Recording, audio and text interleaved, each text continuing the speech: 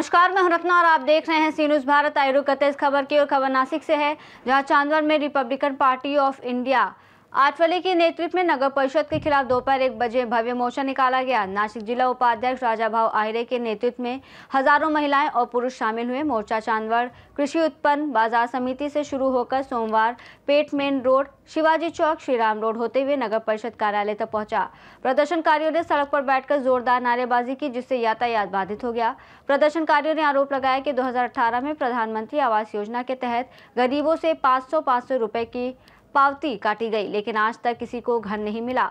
साथ ही नगर परिषद के अधिकारी अभद्र भाषा का प्रयोग करते हैं और कार्यालय से निकाल देते हैं।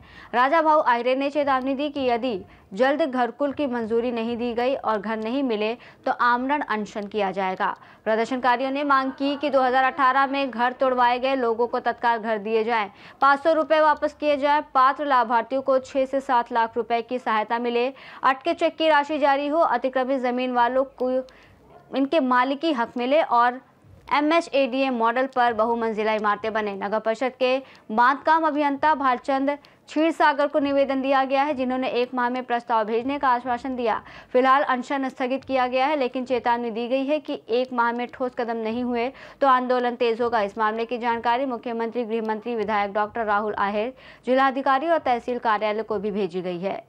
या ठिकाणी तुम्ही नगरपालिकेच्या समोर जे मोर्चा आणलेला आहे आणि या ठिकाणी तुम्ही आंदोलन केलं, काय सांगा? आम्ही या नगर परिषदेवर Republican Party of India Nashik जिल्हा उपाध्यक्ष आम्ही या नगर परिषदेवर आज भव्य दिव्य मोर्चा आणलेला आहे। आमच्या मोर्चाच्या मागण्या अशा आहे का आम्ही गेल्या 2018 साली या चांदवड नगर परिषदेने आणि ज्या चांदवड शहरामध्ये जो मुख्य अधिकारी असेल त्या मुख्य अधिकाऱ्याने ह्या चांदवड नगरीमध्ये जवळजवळ ह्या चांदवड नगरीमध्ये इथे जागोजागी स्टॉल लावले आणि सर्व चांदवड नागरिकांचे 500 रुपये पावत्या फाडल्या आणि सर्व लोकांना अपेक्षा लावून दिली, आशा लावून दिली का आम्ही तुम्हाला घरं देतो म्हणून। आणि ह्या चांदवड शहरातल्या प्रत्येक कुटुंबातले माणसं असतील, सर्व माणसं असतील, सर्व लोकांनी 500 रुपये या नगर परिषदेने फाडायला लावले। अजूनपर्यंत 2018 झाले तर आज 2025 चालू आहे, तरी अजून ह्या लोकांना घरं मंजूर केलेले नाही। त्यासाठी आम्ही आज या नगर परिषदेवर भव्य मोर्चा आणलेला आहे का तुम्ही आम्हाला घेतलेले 500 रुपये तुम्ही आम्हाला परत द्यावे आणि आम्हाला जेवढ्या लोकांनी आज चांदवडमधल्या नगरीमधल्या चांदवड नगरीतल्या जेवढ्याही लोकांनी नागरिकांनी जेवढे पण पावत्या फाडलेल्या असेल या सर्व लोकांना तुम्ही घरं बांधून द्या। आणि तुम्हाला शासनाचा आदेश असताना सुद्धा तुम्ही लोकांना घरं देत नाही। आणि आमची दुसरी मागणी अशी आहे का ह्या चांदवड नगर परिषदेने जी जागा घेतलेली आहे त्या जागेवर आम्हाला या सर्व लोकांना घरे बांधून द्या आणि घरे पण बांधून द्या। जशी नाशिक मध्ये, जशी मुंबईमध्ये जशा म्हाडाच्या बिल्डिंगा उभ्या राहिलेल्या आहे तसे तुम्ही आम्हाला या चांदवड नगर परिषदेने जी जागा घेतलेली आहे त्या जागेवर आम्हाला घरे बांधून देण्यात यावी। आणि तिसरा प्रश्न आमचा असा आहे का तुम्ही आम्हाला गेले 40 ते 50 वर्ष झालेले आम्ही अतिक्रमणच्या जागेवर राहतोय, आम्हाला त्या मालकी हक्काचे सिटी सर्व्हिसचे उतारे देण्यात यावे। कारण आता आम्हाला लोकांना भीती निर्माण करून देतं हे नगर परिषदेचे अधिकारी जे कोणी असेल तर त्यांना सांगण्यात येतं का तुमचे घरं पाडणार आहे म्हणून। आज आमच्या प्रत्येक कुटुंबातला गोरगरीब कष्टकरी जो लोक असेल त्यांना अक्षरशः मनामध्ये भीती निर्माण झालेली आहे का आमचे घरं पाडायला येणार का काय।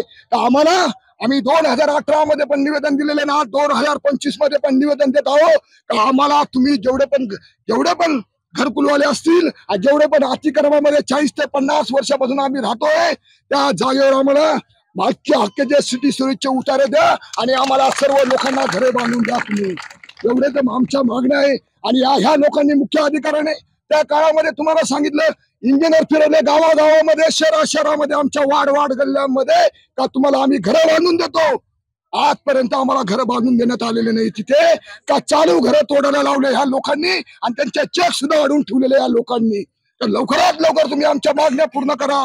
या मागण्या जर पूर्ण नाही झाल्या तर येणाऱ्या काळामध्ये ही पब्लिक बघा, ही काय पैशाने आलेली पब्लिक नाही आहे, यांना आवाज मारलेला हे लोक माझं नाव ऐकलं तरी घरातून उभे राहणारे लोक आहोत।